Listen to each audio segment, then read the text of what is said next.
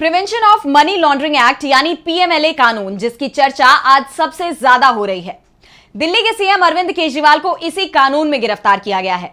इससे पहले झारखंड के पूर्व सीएम हेमंत सोरेन, दिल्ली के पूर्व deputy CM Manish Sisodia, BRS नेता के कविता सहित विपक्ष के कई दिग्गज नेताओं को गिरफ्तार किया गया और अधिकांश तो अभी भी जेल में ही हैं। केंद्र की एजेंसियों के निशाने पर विपक्ष के नेता ही दिखाई दे रहे हैं और अब इसे लेकर सवाल उठ रहे हैं कि क्या बीजेपी नेताओं पर भी कार्रवाई होगी। आप नेता संजय सिंह ने तो सीधे पीएम को ही घेर लिया है और कहा है कि उन्हें अलग अलग थानों के चक्कर लगाने पड़ जाएंगे। संजय सिंह के इसी दावे को लेकर आज की स्पेशल रिपोर्ट में हम करेंगे बात।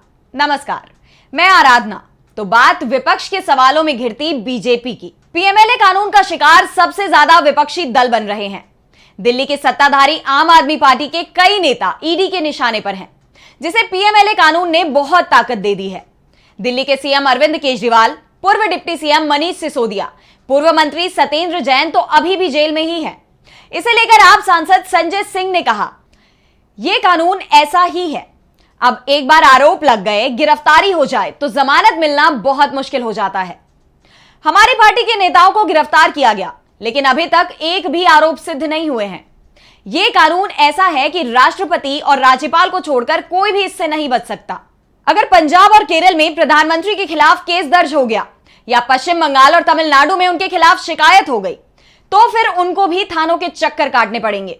इस कानून में प्रधानमंत्री को कोई छूट नहीं है, उन्हें भी गिरफ्तार किया जा सकता है।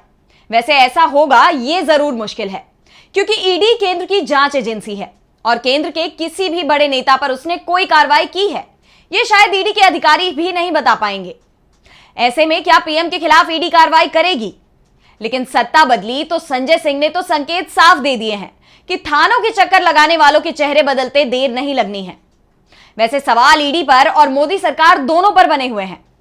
मोदी राज में जिस तरह से विपक्ष के नेताओं पर कार्रवाई हुई, उस पर तो सवाल उठे ही, लेकिन उससे ज्यादा सवालों में ईडी रही, जिसने विपक्ष के नेताओं पर कार्रवाई तो की, लेकिन साबित कुछ नहीं कर पाई। अधिकांश मामलों में ईडी के पास सबूत ही नहीं थे। हां, पीएमएलए कानून का डर जरूर नेताओं के अंदर है और इसी के चलते तमाम विपक्षी नेताओं ने गिरफ्तारी से बचने के लिए पाला बदला और बीजेपी में शामिल हो गए। 2014 से पहले ईडी की कार्रवाई में भेदभाव के आरोप कम ही लगते थे, क्योंकि ईडी की राजनीतिक कार्रवाइयों में विपक्ष के नेताओं के खिलाफ दर्ज होने वाले मामलों का हिस्सा 50 से 60% के बीच ही रहता था। लेकिन मोदी राज में यह 95% तक पहुंच गया है। विपक्ष का दावा है कि बीजेपी पार्टियों को तोड़ने में ईडी का इस्तेमाल करती है और इसका सबूत 2014 में ईडी की कार्रवाई में ही छुपा है।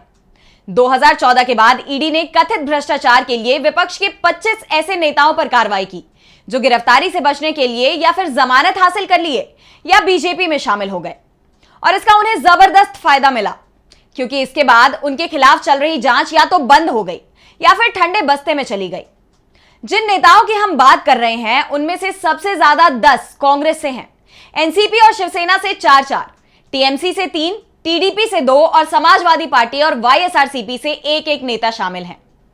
इन 25 नेताओं में 3 को ईडी के मामले में क्लीन चिट मिल चुकी है। 20 के खिलाफ जांच धीमी या ये कहें कि ठंडे बस्ते में डाल दी गई है। सिर्फ 2 के खिलाफ जांच चलती दिख रही है। इस सूची में शामिल 6 नेता आम चुनाव से कुछ हफ्ते पहले इसी साल बीजेपी में गए हैं, क्योंकि उन्हें डर इस बात का था कि अगर बीजेपी का दामन नहीं थामा तो ईडी की कार्रवाई तेज हो सकती है और शायद उन्हें चुनावों के समय जेल भेजा जा सकता है।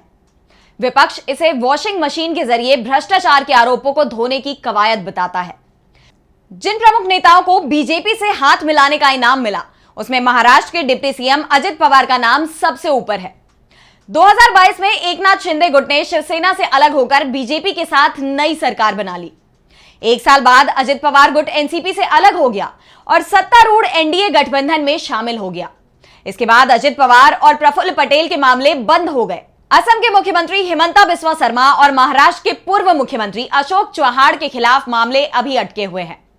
हिमंता को 2014 में शारदा चिटफंड घोटाले में सीबीआई की पूछताछ और छापेमारी का सामना करना पड़ा था, लेकिन 2015 में उनके बीजेपी में शामिल होने के बाद से उनके खिलाफ मामला आगे नहीं बढ़ा है।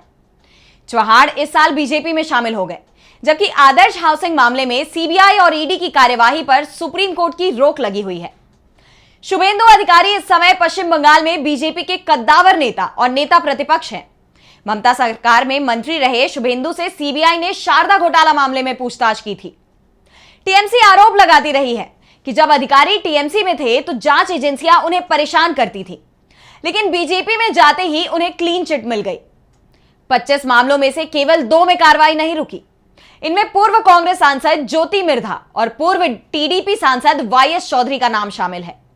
लेकिन कहा जा रहा है कि इनके खिलाफ भी ईडी को ठोस सबूत नहीं मिले हैं, इसलिए ईडी इन्हें गिरफ्तार नहीं कर रही।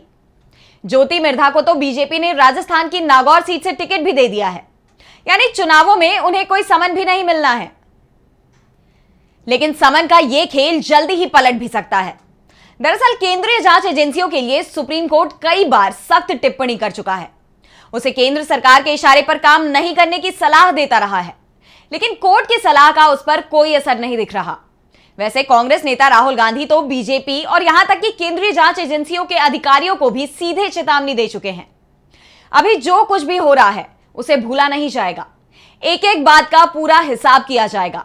यानी जो नेता ये सोचकर चैन की नींद सो रहे हैं कि ईडी के शिकंजे से वो बच गए हैं, उनकी नींद चुनाव परिणाम के बाद हराम हो सकती है।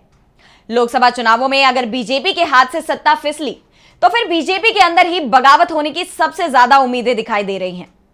राहुल गांधी हिसाब रखने की बात कर रहे हैं तो संजय सिंह ने तो यहां तक संकेत दे दिया है कि पीएम मोदी पर अगर मामले दर्ज हो जाते हैं तो उन्हें अलग अलग जगह से समन आएंगे और उन्हें पेश होना पड़ेगा। वैसे बीजेपी अगर चुनाव हार जाती है तो मोदी पीएम ही नहीं रह पाएंगे, और जो नेता अभी ईडी की कार्रवाई से बचने के लिए बीजेपी में शामिल हुए हैं, उनके खिलाफ चल रही कार्रवाई ठंडे बस्ते में चली गई है, उनकी मुसीबत एक बार फिर बढ़ जाएगी। सरकार बदलेगी तो केंद्र की जांच एजेंसियों का नजरिया भी बदल जाएगा। ये तो पहले से ही तय माना जा रहा है। यानी विपक्षी दलों के जो नेता अभी जेल में बंद हैं, वो छूटकर बाहर आ जाएंगे, और इस समय सत्ता में बैठी पार्टी के जो नेता जांच का सामना कर रहे हैं, उनके बुरे दिन शुरू हो जाएंगे। बीजेपी के कई नेताओं पर तो गंभीर आरोप लगे हैं, लेकिन ना तो मामला दर्ज हुआ और ना ही किसी तरह की कार्रवाई हुई है। उनके लिए भी मुश्किलें खड़ी होना तय माना जा रहा है, जिसमें कई केंद्रीय मंत्री बीजेपी शासित राज्यों के सीएम और पूर्व सीएम के नाम भी बताए जा रहे हैं। फिलहाल सभी राजनीतिक दलों का पूरा फोकस चुनावों पर बना हुआ है, और इस बार केंद्र की जांच एजेंसियां भी चुनावी मुद्दा बन चुकी हैं।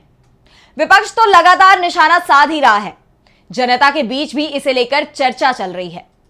तो आज की हमारी स्पेशल रिपोर्ट में बस इतना ही। अगर आपको ये रिपोर्ट पसंद आई तो वीडियो को लाइक करना ना भूलें और चैनल को सब्सक्राइब कर लें। नमस्कार। हमारे चैनल से जुड़े रहने के लिए YouTube पर टाइप करें DB लाइव, सब्सक्राइब बटन को क्लिक करें और बेल आइकन को दबाना ना भूलें ताकि खबरें आप तक पहुंचती रहें। देखते रहिए DB लाइव, क्योंकि यहाँ हैं खबरें लगातार।